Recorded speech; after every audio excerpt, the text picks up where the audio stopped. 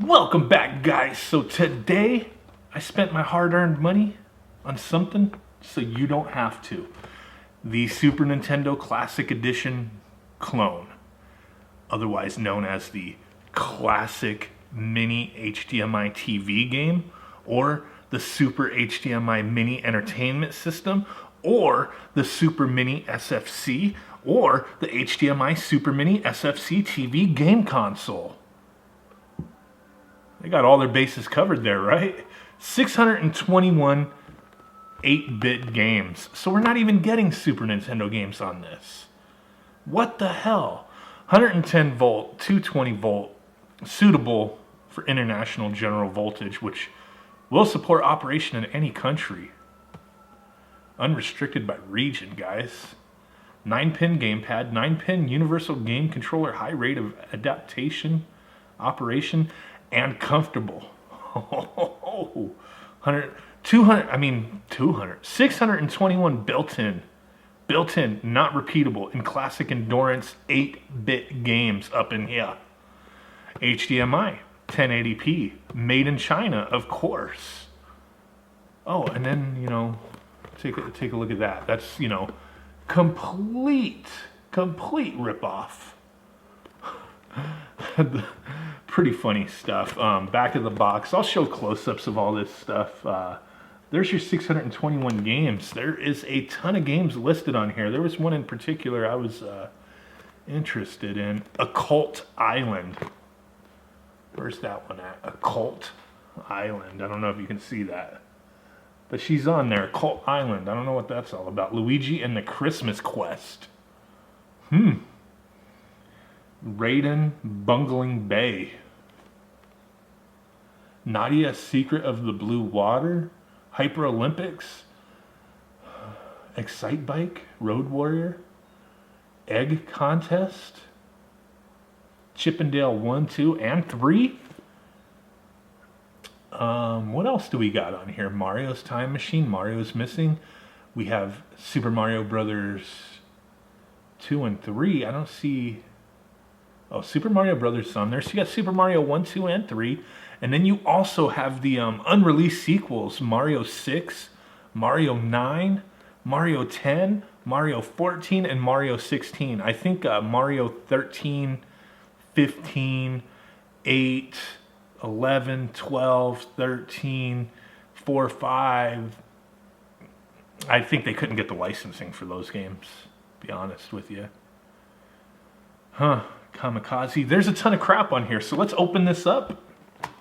Give you guys a nice little peek at this, and then we'll plug it in and see what she's all about. So you open her up. It comes in this nice little plastic case, a bunch of crap on the bottom. Let's see what we got on the bottom. So first up, we do have a little power brick, it looks like. Oh, okay, not detachable. It's there you go. Your standard, come on, man, you can focus, right? Your standard little plug. What are we at here? Travel charger. 5 volts, 500 milliamp hours, 0.1 amps. That's the input. Input 110 to 256.1 amp. Output 5 volts, 500 milliamp hours. Okay, hopefully this doesn't start a fire. And then you do get a HDMI cord. Looks like it's decent. I'm not going to use it though. I've got plenty.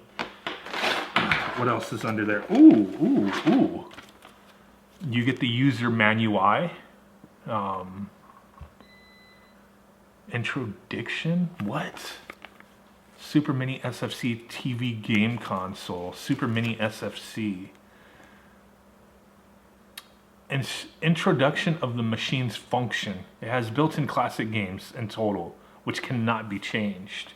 No hacking this one, guys. It uses 5-volt charger for power supply, and the available voltage is 1. 10 volt to 2. Oh, it's trying to say 110 volts, but the way they... I don't know if you can see that. 1 10 volt to 2 20 volts. So the ordinary household power supply can afford that. It will send with an AV cable which support TV output. There are A and B buttons on machine, which do not support running kick. So it has a higher requirement on APM and operation, and the playability is also higher. Never allow children play it alone, for it comes to the power using. Please turn off the machine and operate it after cooling it when there is something wrong with the running machine, like system halted. Oh, so they're already warning you. This is a piece of crap and it might not work, so give it a rest. Never put the machine stay at some places extremely cold or hot. Never disassemble or repair the machine by yourself.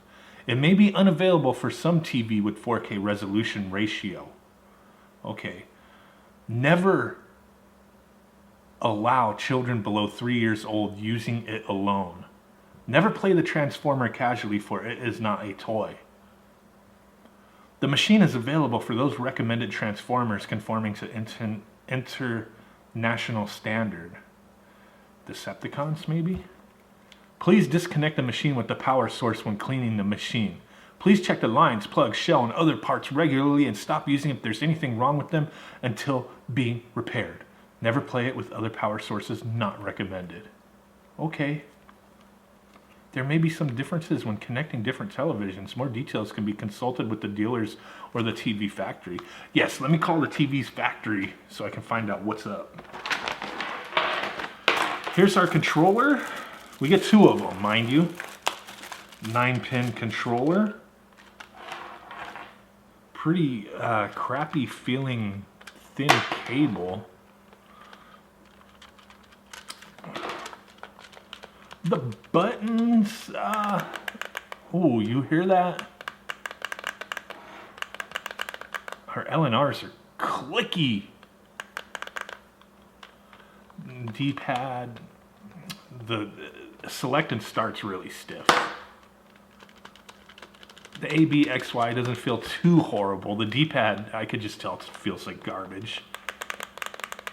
I give this controller 2 out of 10 so far.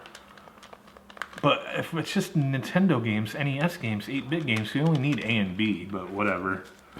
So you get 2 of these little pieces of crud. Oh, let's look at the system now.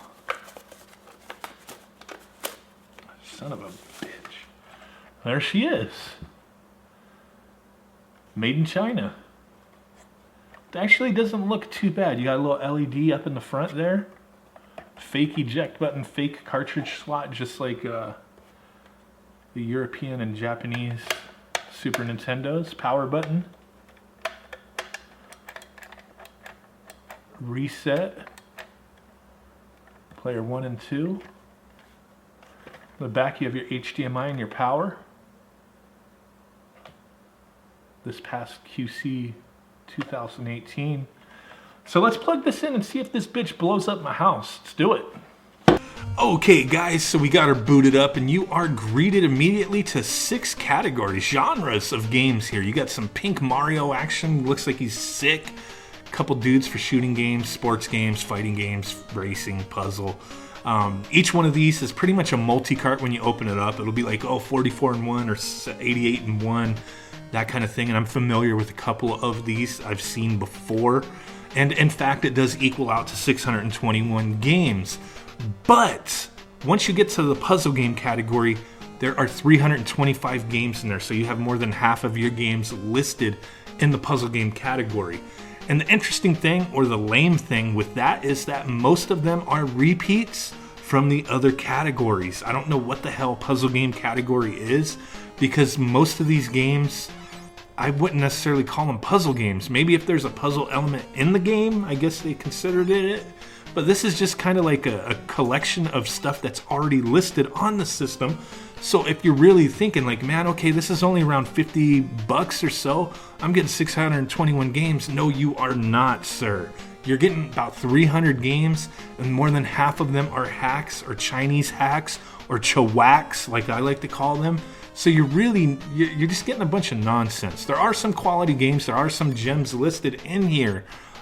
Really cool games, but it's hit and miss with some of this stuff. Oh, and here we go. Here's the Occult Island game that I mentioned earlier. Let's go ahead and boot that bad boy up and take a look. So, wow, Adventure Island 2. That's what this game is.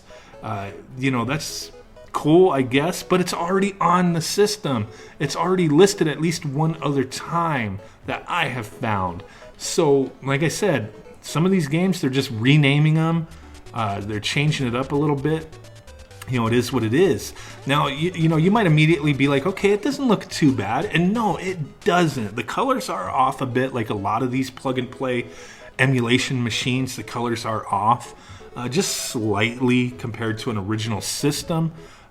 And with this, it is forced into 16:9. There is no way to change that on the system to get 4:3. My TV, typically when I have a system that forces 16:9, but the game is supposed to be 4:3, my TV has an option to fix that. But with this system, it does not work on my specific TV. When I go into 4:3 mode, it actually messes up the image and cuts off a good portion of it. So the only way to actually get the whole image, for me anyway, maybe with my setup on my TV, is to have it in 16:9. So that's going to be a turnoff for some. Now, the emulation, it stutters occasionally. You get slowdown and like frame skipping where you normally would not have in the original games. Nintendo games, NES games, were notorious for slowdown and stuff like that when there's too much going on screen. But there are some games that I have tested where it's just present on here, where it's just the emulation is screwing up, whereas on the original game it wasn't like that. You know, it's not all the time, but there have been a few that I've found that do that. So just wanted to point that out. So let's go ahead and check out another category, why don't we? Okay, let's check out the racing game category. I find this one pretty interesting, right? 25 and 1. I don't know if all of these are racing games. It looks like most of them are. But I do notice, like, for example, I don't know what the heck Crypt Car is. Project Doom, I just immediately noticed that, so that's Vice Project Doom. You boot that bad boy up, and if you are familiar with this game is freaking awesome. But I would not say it is a racing game. It does start with a like Spy Hunter-ish level, but after that it's different. It's side-scrolling, platforming, action. So I guess they just played this game once and was like, oh, it's a racing game, dude. Let's put it in the racing game category, right? So that's where it's at. This game, I did notice there is some additional slowdown that, you know, it just runs a lot slower than it does on an original cartridge or even emulating it elsewhere, like on, you know, RetroPie.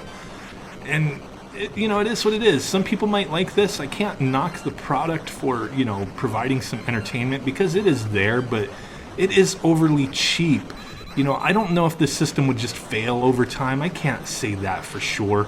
It does feel decent. The plastic feels all right. The system looks all right.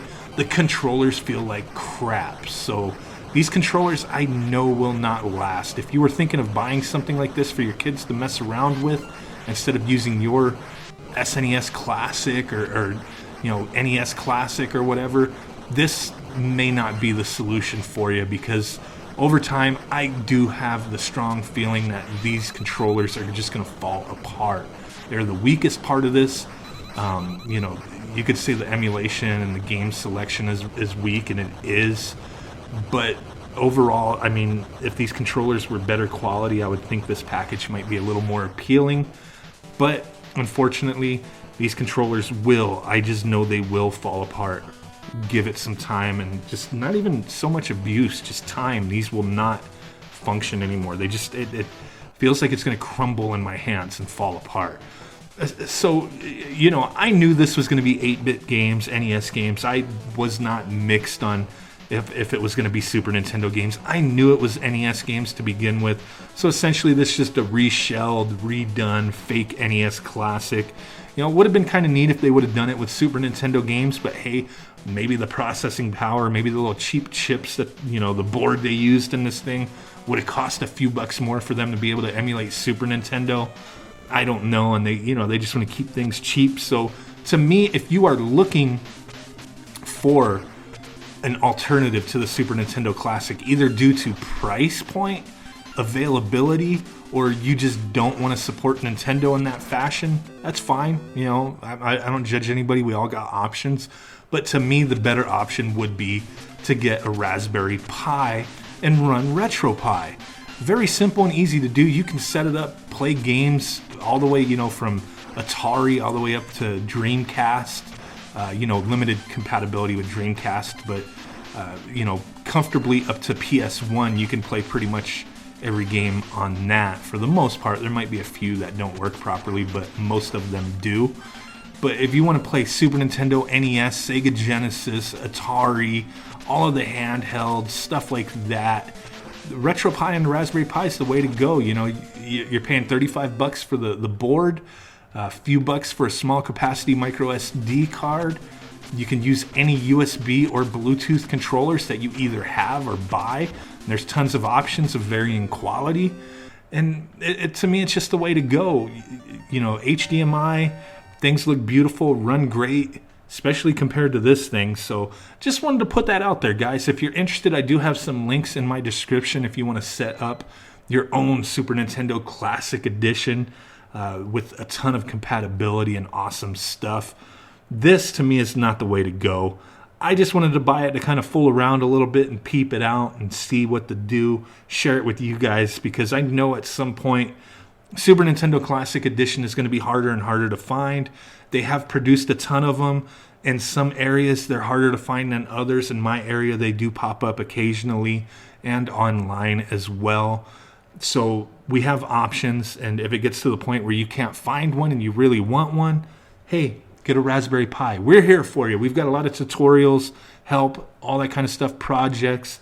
You can join my Facebook group for a little bit more, you know, intimate help as far as setting up. I even would recommend getting a Retrobit Super Retrocade over this thing. It's got pretty good compatibility as well. So appreciate you guys stopping in. Smash that like button, subscribe, do all that cool stuff. It means the world to me, you know. And I will catch you guys next time. Peace out. Bye-bye. Boom!